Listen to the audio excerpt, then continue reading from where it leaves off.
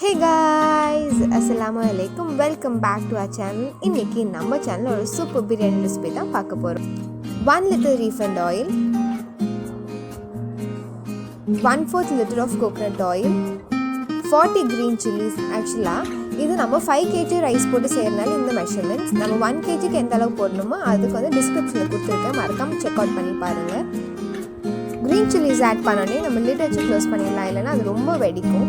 அது நல்லா வெடித்து வந்ததுக்கப்புறம் நம்ம எடுத்து வச்சுருக்க அனியன்ஸ் நல்லா சாப் பண்ணி வச்சுருக்கோம் இல்லையா, அதுவும் இல்லை ஆட் பண்ணி நல்லா கோல்டன் ப்ரௌன் ஆனது வரைக்கும் நல்லா ரோஸ்ட் பண்ணிக்கலாம். அப்போ தான் பிரியாணி கலர் சூப்பராக இருக்கும். நல்ல கோல்டன் ப்ரௌன் ஆனதுக்கப்புறம் நம்ம எடுத்து வச்சுருக்க ஜிஞ்சர் கார்லிக் பேஸ்ட்டும் இல்லை ஆட் பண்ணி ஜிஞ்சர் கார்லிக் பேஸ்ட்டோட ராஸ்மெல்லாம் போகிற வரைக்கும் நல்லா மிக்ஸ் பண்ணி இந்த ஸ்டேஜில் நம்ம நல்லா வாஷ் பண்ணி வச்சுருக்கிற சிக்கன்ஸ் இதில் ஆட் பண்ணிக்கலாம். சிக்கன் ஆட் பண்ணிவிட்டு அந்த மசால் கூட நல்லா ஒரு மிக்ஸ் கொடுத்துருங்க.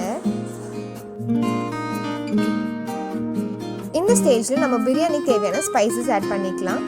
Red chilli powder, garam masala, tomato add பண்ணி நல்லா ஈவனாக மிக்ஸ் பண்ணிக்கலாம். அந்த டொமேட்டோ வந்து நல்லா ஒரு சாஃப்டாக குக் ஆகி வரணும், அந்த அளவுக்கு நல்லா மிக்ஸ் பண்ணிக்கோங்க. பாருங்கள் எந்த அளவுக்கு சூப்பராக இருக்குது நம்ம பிரியாணி. இந்த ஸ்டேஜில் நம்ம சாப் பண்ணி வச்சுருக்கிற கொரியாண்டர்ஸும் கர்டும் ஆட் பண்ணிக்கலாம். நம்ம கர்ட் ஆட் பண்ணும்போது நம்ம பிரியாணி இன்னும் சூப்பர் ஃப்ளேவர் கொடுக்கும்.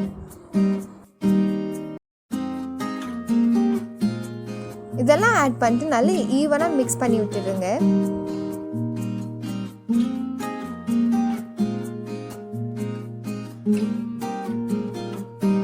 இந்த ஸ்டேஜில் நம்ம பிரியாணிக்கு தேவையான சால்ட்டும் ஆட் பண்ணி நல்லா ஈவனாக மிக்ஸ் பண்ணி விட்டுருங்க. அப்போ தான் நம்ம சால்ட் ஈவனாக டிசால்வ் ஆகி சூப்பராக இருக்கும். இந்த ஸ்டேஜ்லேயே நீங்கள் உங்களோட சால்ட் காரம் எல்லாம் பார்த்துடுங்க. அதுக்கப்புறம் நம்ம வாட்டர் ஆட் பண்ணால் நம்மளுக்கு செக் பண்ண முடியாது. நம்ம ஃப்ளேவரெல்லாம் செக் பண்ணதுக்கப்புறம் ஃபைனலாக நம்ம மின்ட் லீவ்ஸும் ஆட் பண்ணிக்கலாம்.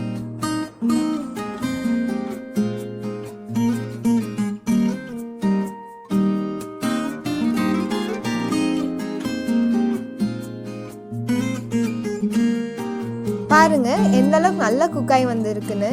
மேலே ஆயில் ஃப்ளோட் ஆகிற சமயத்தில் நம்ம இந்த டிஷ்ஷுக்கு தேவையான அளவு வாட்டர் ஆட் பண்ணிக்கலாம்.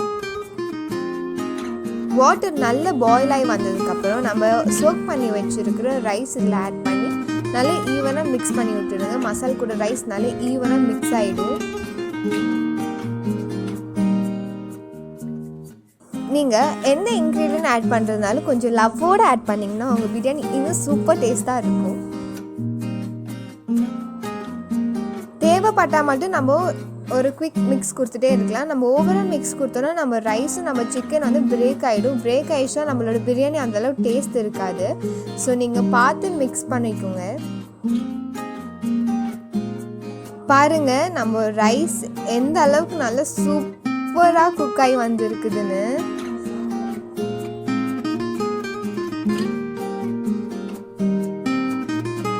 வாவ், செம்ம சூப்பராக இருக்குல்ல, மவுத் வாட்டரிங்காகவும் இருக்குல்ல. ஸோ எல்லாமே இந்த ரெசிபி ட்ரை பண்ணி பாருங்கள்.